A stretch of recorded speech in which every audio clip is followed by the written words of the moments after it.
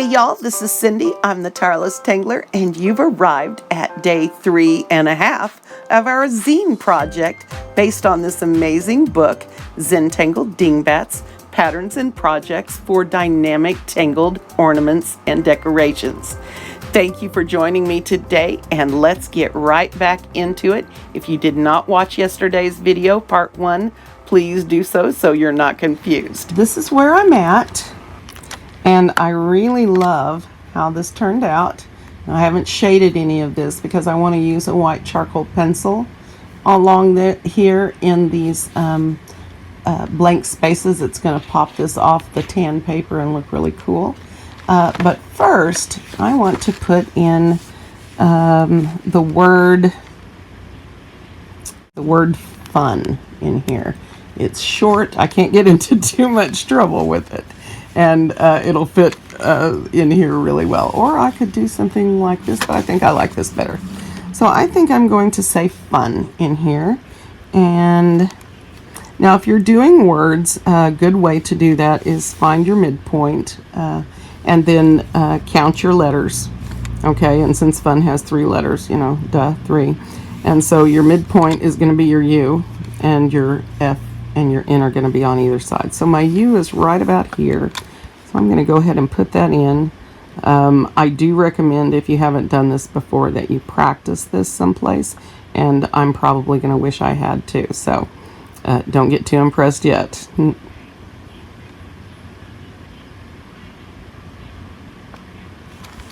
Okay.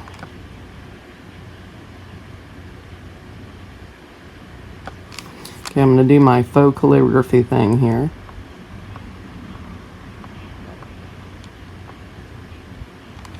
Just like that. Oh. And let's see, we want this.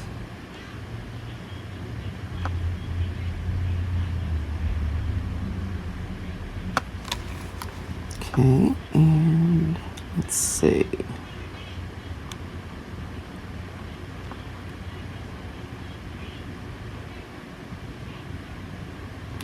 And just that tiny bit of hatched line makes a big dynamic difference to this. Now the question is, do I want a cursive F, or do I want just a normal F, or do I want that's what I want, a lowercase fun one. All right, let's do this. And let's put this in here. And we're going to put this over here. And then we're going to put this over here.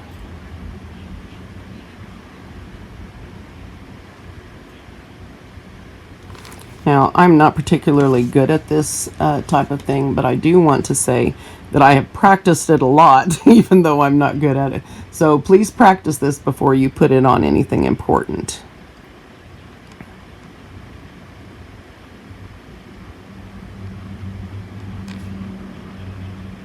Come on, Cindy.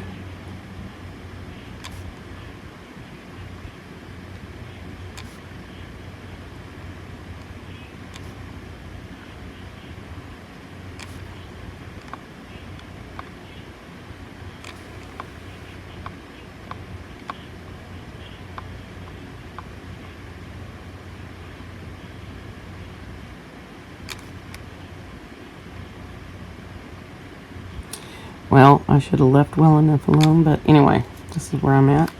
I think I'm going to add a little line weight on this.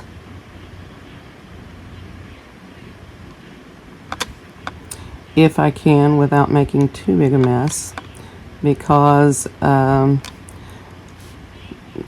of the big drama from the checking up here, I'm gonna need this to be a little bit thicker, I think. Let's see. Now I can do that without making a big mess.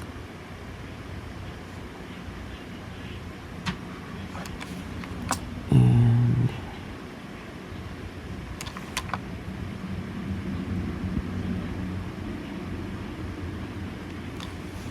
okay. There. Now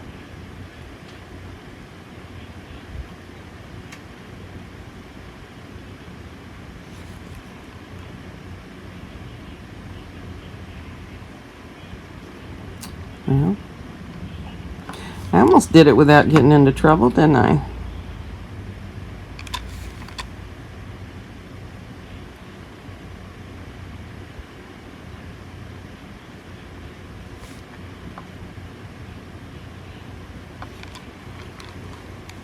I think if I had this to do over, I would get my 08, but I don't, and it's okay.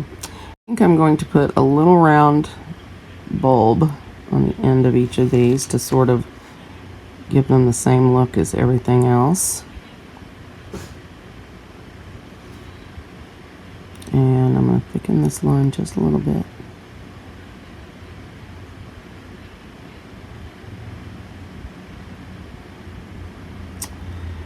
Oh, Cindy. It's all right, though. That'll work. I'm not going to go crazy with this. I will probably try to even this out a little bit. Now for shading.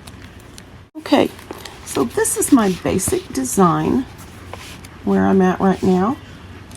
And I want to do a couple of things to neaten this up and make it look kind of cool. So the first thing I'm going to do is take my 05 in brown. This is a little bit bigger than the 01 I used to draw the initial design with. And I'm going to go over my outer and inner edges with it and put a little line weight just to sort of emphasize the frame borders.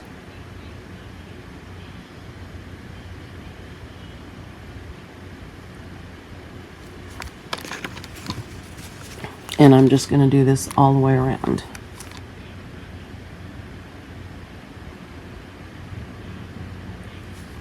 And again, if you don't have a 05, that is fine. Just you can go over your border with your 01 if you want.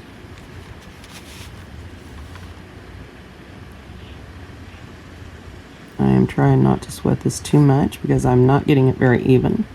But I'm okay with that. Really not that okay. No, it's fine.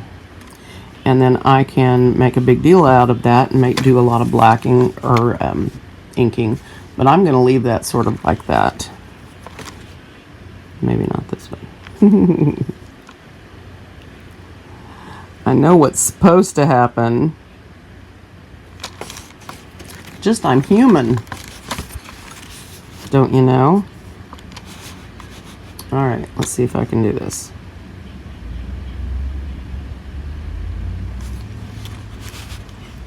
I'm messing up all my line weight stuff, aren't I? Well, if I do this right, I'm going to get it here too. Definitely having my deckled edges. All right. Now, I also want to point out that the ink sits very lightly on this paper. It doesn't absorb the ink as well as the Zentangle tiles. So, it's just something to be aware of. Give it a second to dry. All right, now the next thing I want to do... Oh, wait, whoop, forgot one.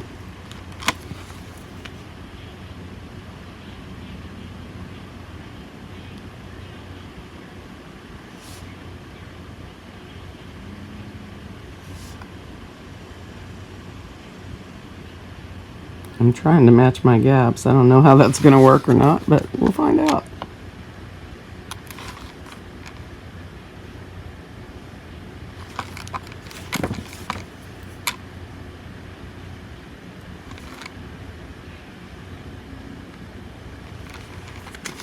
Okay, let's see if we can do this without too big a mess.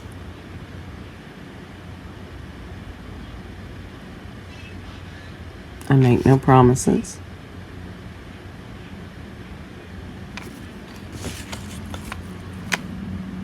But you can see, just going over this line, adding a little bit more weight to it makes a huge difference in how this looks, right? It gives it a much more finished quality, at least in my opinion. And again, I am no one special. It's just my feeling about it. And you may do, of course, as you wish. So many of you are so talented out there that I feel ridiculous sometimes giving you advice. But here we go. I love this. I love, love, love it. Let's do something fun here. Okay, the first thing, if you're going to use white charcoal and pencil together, which of course you may, and we're going to do here in just a second, start with your pencil and then move to your charcoal. That's my 2 cents. So one of the things I want to do is sort of pillow out this frame a little bit. So what I'm going to do is on the inside edge, all the way around, or on the outside edge. Wait, inside the outside edge. Anyway, on this side of the edge of the frame, I'm going to add graphite and blend it up. And then on the other side, I'm going to do the same. And that's going to make it look a little bit rounded, give it a sort of a pillowy effect. So this is a lot of fun to play with. Now you have to be careful that you don't put too much graphite, especially in these narrow areas, or it's just all going to be one black mass and you're not going to have any definition. But we are going to go back through after we are done blending this with a white charcoal pencil and add some highlights, which is so much fun to do with a tan paper or cardstock that I just can't help myself. So if you aren't interested in seeing that, you certainly don't have to watch this, but I hope you will, and I'll appreciate you for it a lot. All right, almost done.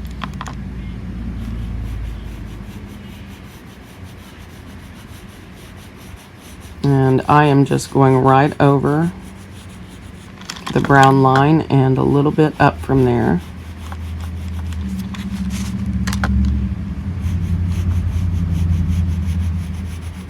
We're going to see if I use too much here.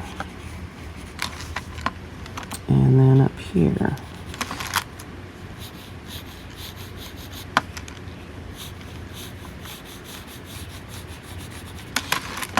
All right.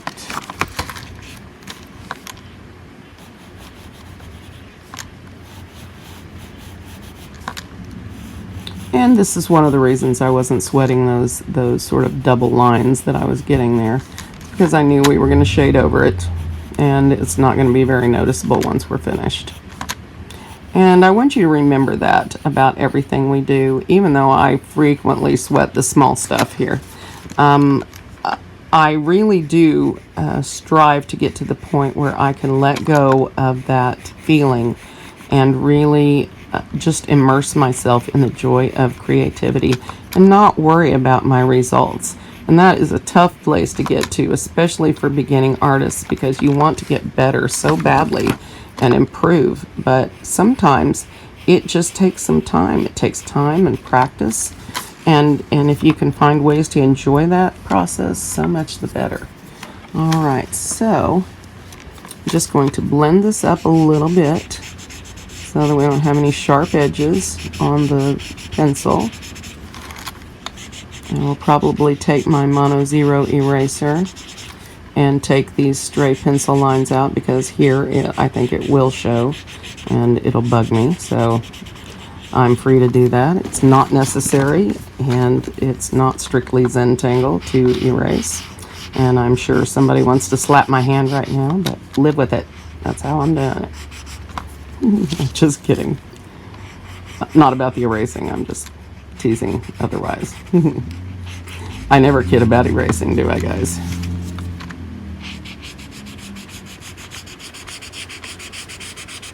You just want to soften the line up here and draw it up into the center a little bit, not too far. Remembering to use the side of your tortillon and not the tip.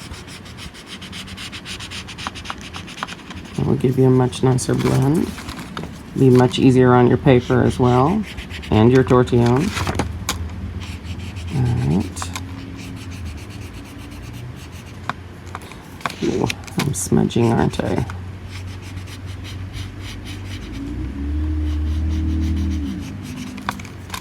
Alright.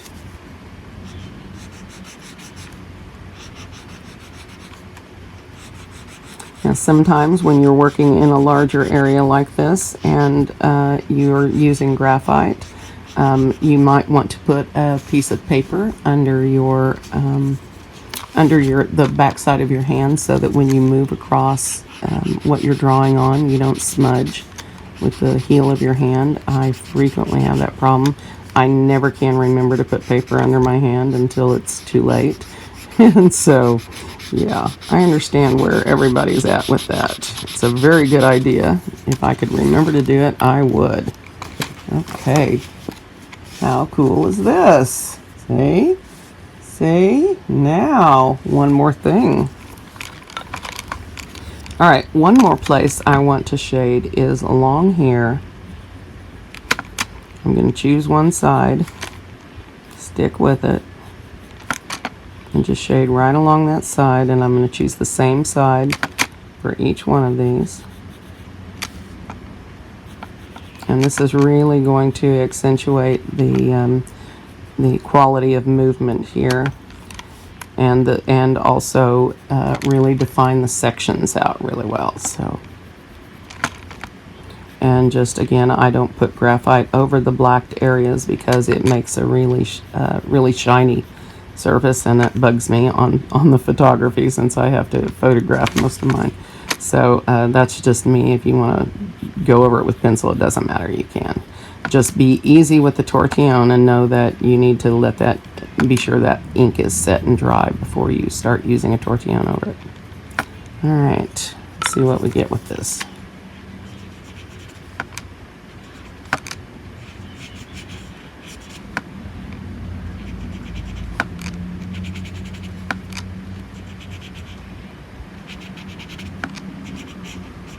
I am also not worrying too much about the graphite getting out of control because we are going to come back in here with our white charcoal pencil and put a little highlight across here, and it's all going to work together for good. And that was almost a Bible verse, wasn't it? Next I'll have to quote the Quran. Just kidding. All right, I don't know enough about the Quran to quote it. I would not want to do it poorly. So that would be very disrespectful, and I do not want to be that person. All right, so fun, isn't it?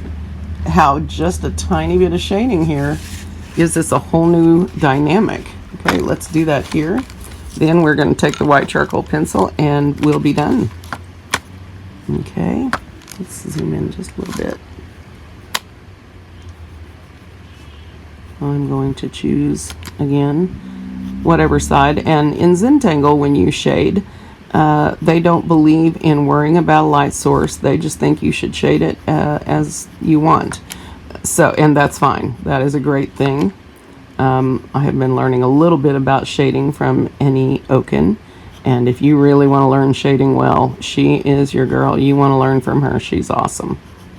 I know I say that all the time, but that's because it's true. All right.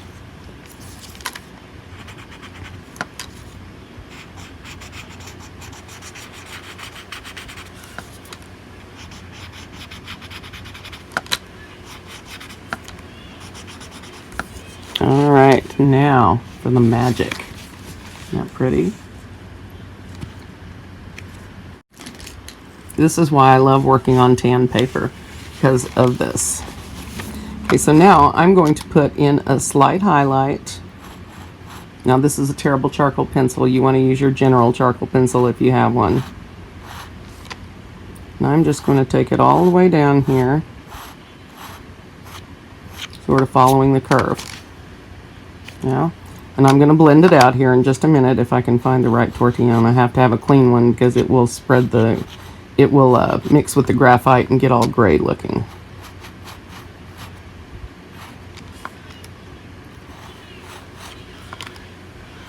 We're just going to make a slight highlight.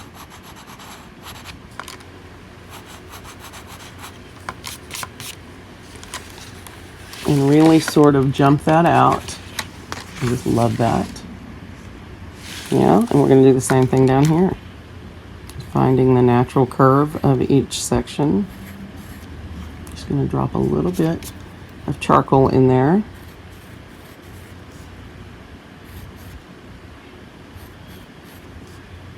And I usually just go right over the black. It works fairly well. Now I could have sparkled this, but I chose not to.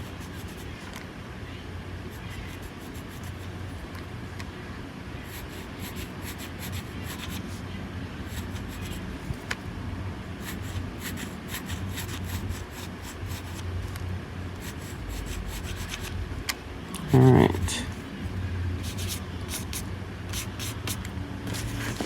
Now, look how fun that is. Check it out.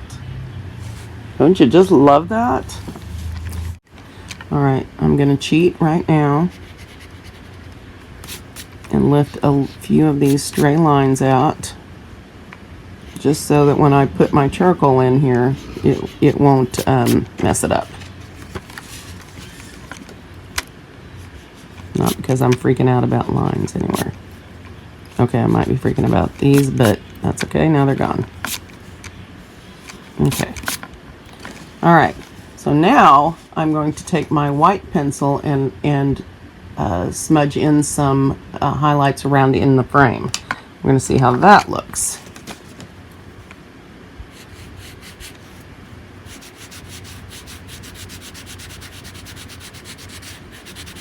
And this is, again, not a good quality charcoal pencil. It is so much nicer to use the General pencils. Those are General, that's the General Pencil Company in the U.S. Those are the pencils that's the company that makes the pencils for Zentangle. And the difference in quality from the white charcoal pencils I've tried otherwise is just huge. I mean, theirs is just, it goes on like butter. It's so soft and so wonderful to work with. So, and this one here is very, what I call scritchy, though it's got hard spots in it, which make it hard to lay it down gently. But a little bit of tan in the background makes a whole host of possibilities pop up for highlights and shading. And I find it so much fun that I just really miss it when I don't work on tan enough. So I've got a really hard spot here. There.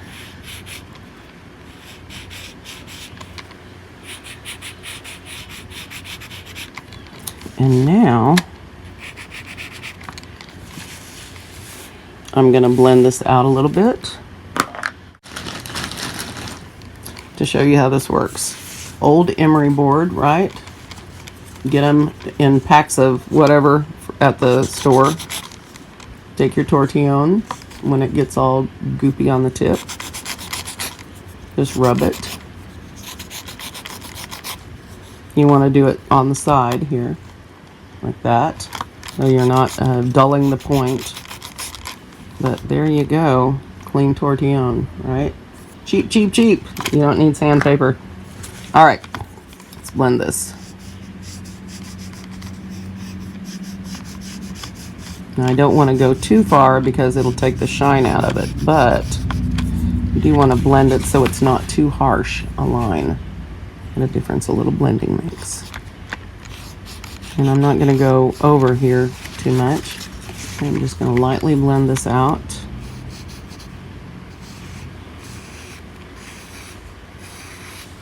One of those pencil lines. Whoops, that's one of those pencil lines, which is why I wanted to drag it out with an eraser. All right. Ah, I love it. Okay, so what do you guys think? Not bad, huh? Pretty fun and cool.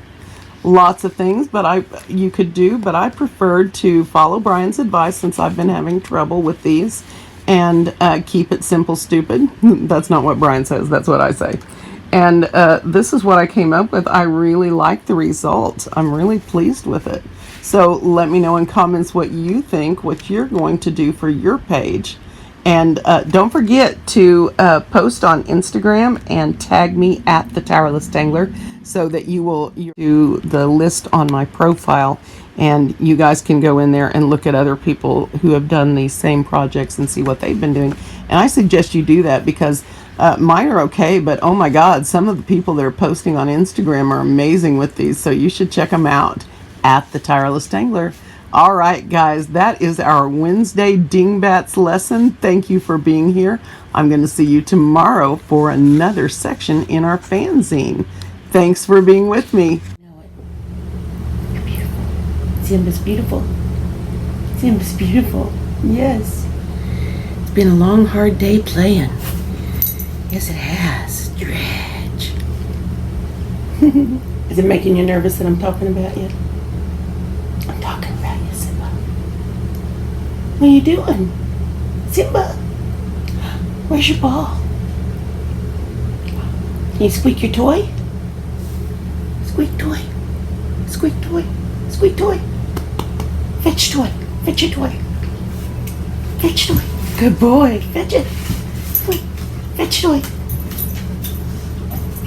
Good boy. Fetch it. There you go. Good boy. Good boy. Who's the smartest boy? Good boy. Good boy. Give mommy. Give mommy. Give mommy. Give mommy. Oh, you're stubborn. You're stubborn. You're stubborn. You're stubborn. You're stubborn. Give me that. Give me that. Oh. Give me that. Give me that. Oh. Give me that. What is that? Is that Simba's toy? Is that Simba's toy? Yeah, you're the good boy. You're the good boy. This is my Simba. This is my Simba. At his very best, he loves to play. He is all about the toys. Well, he's all about stealing your socks and trying to get you to play with him. He's pretty good at that. If you want your sock back, you have to chase him. It's a good plan. It is a good plan, isn't it, Sim? It is. It's weirding me out with the camera. Yeah? You want to talk? You want to talk? Here they are. Say, talk to the people. Oops. Let's see. There we go. There we go. Let's get focused. Here's Simba. Oh, yeah. He's done. He's done talking. He's ready for his nap now. Uh-oh, here's the siren, Simba. Can you show the people what we do? Oh. Oh.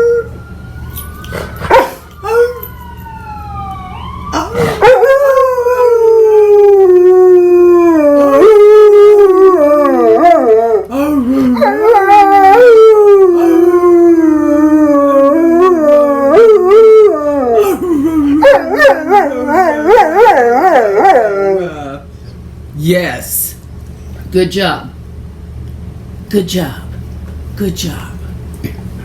All right. That was a shout howl from Simba to all his puppy pals.